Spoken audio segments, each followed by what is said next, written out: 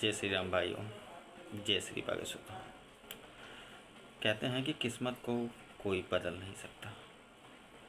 एक राजा हुए, उनकी घरवाली शाम के टाइम नहा रही थी। उनको ऐसा लगा कि सामने से एक सफ़ेद हाथी आया और उनके पेट में घुस गया। ये बात उन्होंने जाकर राजा को बताई। सुबह के टाइम सारे मंत्री लोग आए, सब बातें करी गई। तो 3-4 विद्वान थे वहाँ पे। तो 3 विद्वानों ने यह बात कही कि अच्छी बात है, वो कोई दिक्कत नहीं है, और इंद्र भगवान का जो है वाहन होता है हाथी, तो इसलिए जो बच्चा होगा वो भगवान की तरह होगा और कोई दिक्कत नहीं है। लेकिन एक जो चौथे पंडित जी थे, साधु जी थे, उन्होंने कहा ऐसा कुछ नहीं।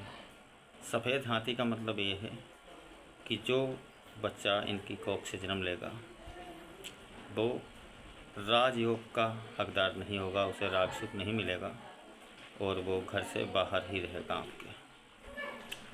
तो ये बात राजा को थोड़ी अजीब लगी, लेकिन अब पंडित लोग थे, क्या ही करते। उन्होंने कहा ठीक है। भाई हुआ, उनके घर में लड़के का जन्म हुआ। जन्म जिसका हुआ पता वो कौन थे? सिद्धार्थ गौतम। तो सिद्धार्थ जी का जन्म हुआ। राजा ने उनको कभी घर से नहीं निकलने दिया कि बाहर जाएगा तो बाहर की दुनिया उसको समझ में आ जाएगी, क्योंकि उन पंडित ने कहा था कि बाहर जब तक जाएगा नहीं, निकलेगा नहीं, उसे बाहर की दुनिया का पता नहीं चलेगा तो कुछ नहीं होगा। लेकिन जब वो बाहर की दुनिया जान जाएगा तो वो बाहर दूसरों का भला करेगा। राजयोग तो उसके नसीब में है ही। तो इसी वजह से उनको घर में रखा, पूरे घर में अंदर रहा, सब राजाओं वाले काम करवाए गए उससे। लड़का बड़ा हुआ, शादी हुई और सिद्धार्थ की लड़का भी हो गया।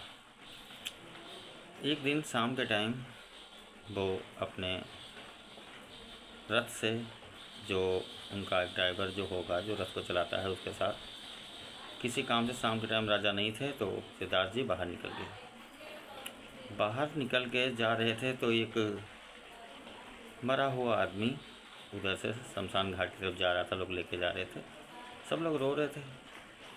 तो उसने पूछा ये क्या है? तो उसने कहा कि ये व्यक्ति इस दुनिया से चला गया है, ख़त्म हो गई कहानी, सब लोग रो रहे। उसे बहुत अजीब लगा कि इसके साथ में इतने लोग हैं, सब कुछ है, फिर भी ये सब लोग रो रहे हैं।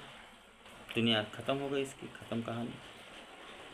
घर गया, उस बात को सोचता रहा वो बहुत देर तक। रात भर नींद नहीं आई। दूसरे दिन भी कुछ ऐसा ही किस्मत ही थी, किस्मत का खेल ही था। तो फिर उस दिन राजा कहीं चले गए, उसको फिर मौका मिल गया बाहर जाने का।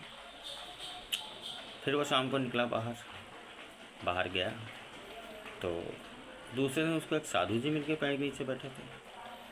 तो सिद्धार्थ जी ने पूछा अपने ड्राइवर से, ये कौन है? ये बहुत प्रसन्न लग रहे हैं, क्या बात है? तो उन्होंने कहा ये साधु जी हैं, संत जी। संत जो लोग होते हैं उनको दुनिया से कोई मतलब नहीं होता, और जिसको दुनिया से मतलब नहीं होगा उसके पास तो खुशी खुशी होगी। जो माया जाल में फंसा रहेगा वो कभी खुश हो ही नहीं सकता। तो उस साधु के पास बैठे वो, उन्होंने देखा साधु को कोई टेंशन ही नहीं थी, कोई मतलब ही नहीं। साधु बहुत ज़्यादा खुश थे, कोई परेशानी नहीं। सिद्धार्थ घर पे आए, अपने बच्चों को देखा, अपना पूरा महल देखा, अपने मंत्रियों को देखा, तो उसको ऐसा लगा कि हमारे पास सब कुछ है लेकिन हमारे पास बहुत सारी टेंशनें हैं। सुबह उठते हैं तो मंत्री लोगों को देखो, बच्चों को देखो, बीवी को देखो, पापा को देखो, मम्मी को देखो, दुनिया भर की टेंशन है। और एक वो साधु जिसका वो कुछ भी नहीं है, वो बहुत ज़्यादा खुश है। तो ये बात 3-4 दिन तक उनके दिमाग में चलती रही कि सब कुछ होते हुए भी हम प्रसन्न नहीं हैं, और साधु जिसके पास कुछ भी नहीं है वो बहुत ज़्यादा खुश है। कहते हैं किस्मत का कोई बदल नहीं सकता। दूसरे दिन 3-4 दिन के बाद शाम को वही हुआ। सिद्धार्थ जी अर्धरात्रि में अपनी घरवाली को देखा, बच्चों को देखा। थोड़ा अजीब लगा होगा, लेकिन सारी माह मोह छोड़ के और वहाँ से निकल गए। ये वही थे जिनका नाम आगे चल के सिद्धार्थ गौतम हुआ। किस्मत में लिखा था राजयोग नहीं है, और ये जाके सबके दूसरों की सेवा करेंगे और वही हो। इसलिए जो किस्मत में है वो होके रहेगा, उस पर कोई ज़बरदस्ती करने की कोई ज़रूरत नहीं है। खुश रहो, स्वस्थ रहो, निरोग रहो। जय श्री राम।